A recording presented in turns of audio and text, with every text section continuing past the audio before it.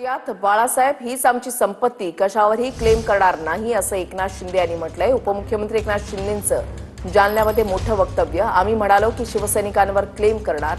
उपमुख्यमंत्री एकनाथ शिंदेंचा उद्धव ठाकरेंना टोला।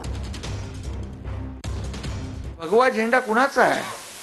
हा प्रभू रामचंद्राचा आहे, हा भगवा छत्रपती शिवाजी महाराजांचा आहे, हा भगवा बाळासाहेबांचा आहे आणि त्याला डाग लावण्याचं काम, बदनाम करण्याचं काम हे लोक करतात। जेव्हा सुरुवातीला म्हणाले काय तुम्ही कशावर क्लेम करणार, बोलो कशावरच क्लेम करणार नाही। आमची संपत्ती फक्त बाळासाहेबांचे विचार हीच आमची संपत्ती आहे। तर बघा आपली ही महायुतीची दुसरी इनिंग सुरू आहे। पण तुम्ही आता लोकसभा जिंकली आहे, विधानसभा जिंकलेली आहे।